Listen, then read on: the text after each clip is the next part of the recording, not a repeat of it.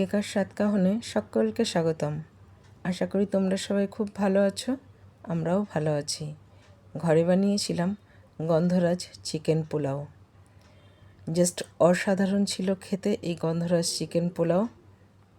প্রচণ্ড গরমে রবিবার বা যে কোনো ছুটির দিনে ভালো কিছু ট্রাই করতে চাইলে এই গন্ধরাজ পোলাওটা কিন্তু ট্রাই করতে পারো। গন্ধরাজ ফ্লেভারে ভরপুর আর একদমই সিম্পল বলতে পারো চিকেন পোলাও। গরমে এতটুকু রিচ নয়, খেতে কিন্তু ভীষণ ভালো হয়। অবশ্যই ট্রাই করতে পারো একবার আমার এই রেসিপি দেখে। তাহলে আসো দেখে নিই কীভাবে করলাম, সঙ্গে থাকো।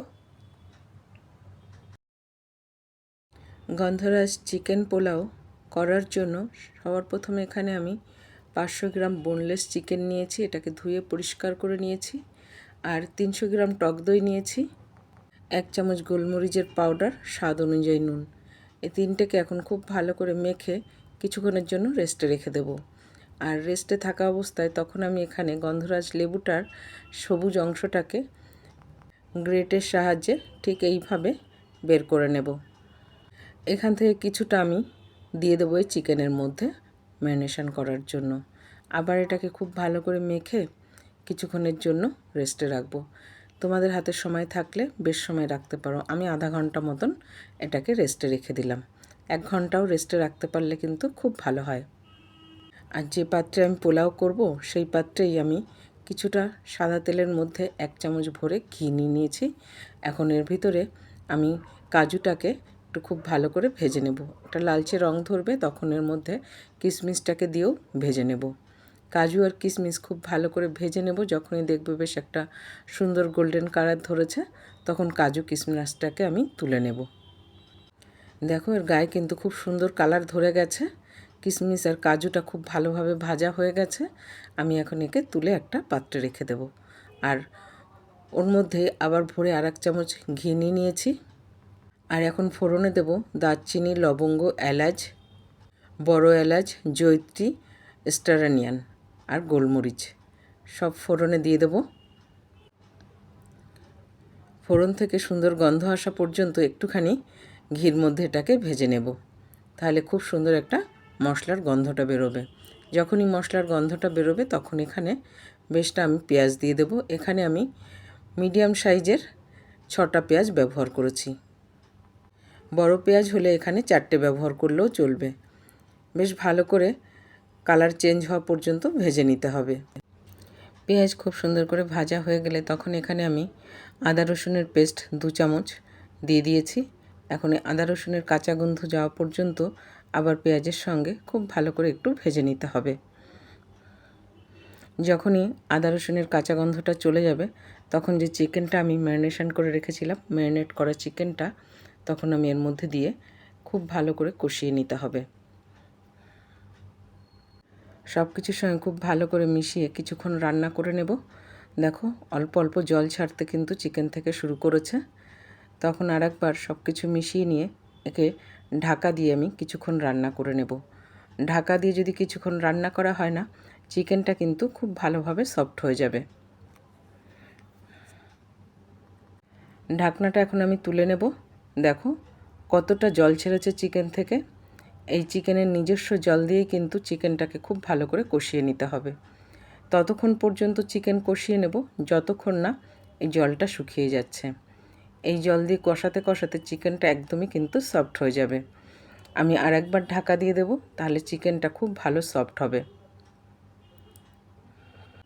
এইভাবেই চিকেনটাকে ঢেকে ঢেকে কিছুক্ষণ রান্না করলে চিকেন একদম সফট হয়ে যাবে। দেখো চিকেনটা কিন্তু খুব ভালোভাবে রান্না হয়ে গেছে, চিকেনটা ভালো সফটও হয়ে গেছে আর চিকেনের জলও কিন্তু একদম শুকিয়ে গেছে। এইভাবেই চিকেনটাকে খুব ভালো করে কষিয়ে নিতে হবে। আর এখানে আমি গোবিন্দভোগ চাল নিয়ে নিয়েছি। চালটাকে আমি ভালো করে ধুয়ে নেব। খুব বেশি ধোয়ার দরকার নেই, 2বার চাল ধুলেই কিন্তু হয়ে যাবে। গোবিন্দভোগ চাল কিন্তু বেশি ধুলে তাহলে ওর গন্ধটা চলে যায়। আর গোবিন্দভোগ চাল ধুয়ে কিন্তু আমি ভিজিয়েও রাখবো না, ধোয়ার সঙ্গে সঙ্গেই আমি কিন্তু এটাকে ব্যবহার করব। তোমরা চাইলে 5-10 মিনিট ভিজিয়ে রাখতে পারো, কিন্তু আমার মনে হয় গোবিন্দভোগ চালটা সঙ্গে সঙ্গে ধুয়ে ব্যবহার করলেই সেই পোলাওটা বেশ ভালোই হয়। এখন ধুয়ে চালটাকে দিয়ে দিয়েছি চিকেনের মধ্যে। চিকেন আমার খুব ভালোভাবে সফট হয়ে গেছে। এখন বাকি রান্নাটা চালের সঙ্গে করলে পুরোটাই কুক হয়ে যাবে। একটুখানি গোবিন্দভোগ চালকে চিকেনের সঙ্গে হালকা করে ভেজে নিয়েছি। আর এখানে ব্যবহার করব গরম জল। ঠিক যতটা আমি চাল নিয়েছি তার ডাবল জল নেব, কারণ চিকেন আমার কুক আছেই। আর বাকি জলটা দিয়ে চালটা খুব ভালোভাবে কুক হয়ে যাবে। এখানে দুধ এবং জল দুটোই আমি চালের ডাবল নিয়েছি। আর স্বাদ অনুযায়ী আমি এখানে আর একটু নুন দিয়ে দিলাম। এখন সব কিছু মিশিয়ে কিছুক্ষণ রান্না করে নিতে হবে।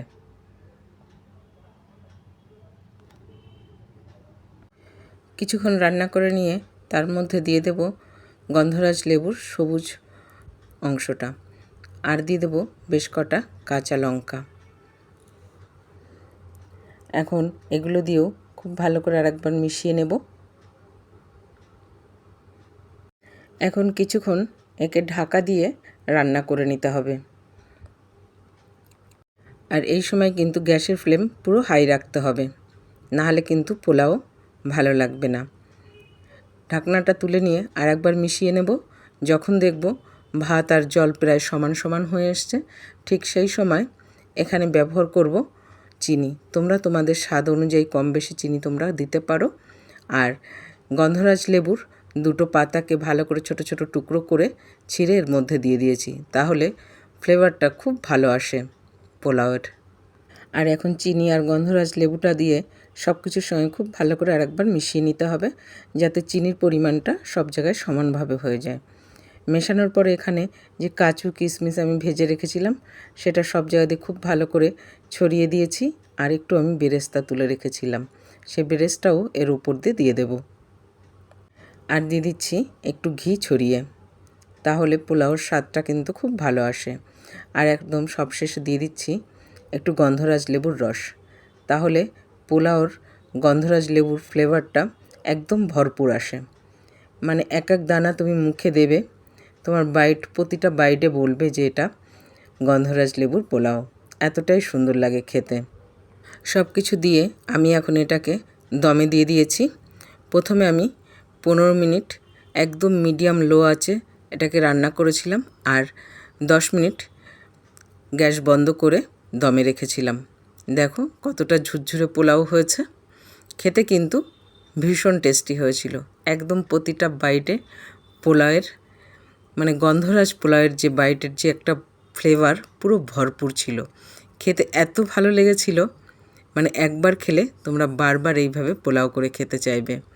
ঘরে অবশ্যই ট্রাই করো, ভীষণ ভীষণ টেস্টি হয় খেতে। বাচ্চা বলো বুড়ো বলো সবাই কিন্তু তৃপ্তি করে খাবে। ঘরে আমরা সবাই ভীষণ তৃপ্তি করে খেয়েছিলাম। চিকেনটা হয়েছিল একদম সফট, আর পোলাওটা হয়েছিল একদম ঝুরঝুরে। মানে রাইসটা একদম পারফেক্ট কুক হয়েছিল। খেতে সত্যি ভীষণ টেস্টি হয়েছিল।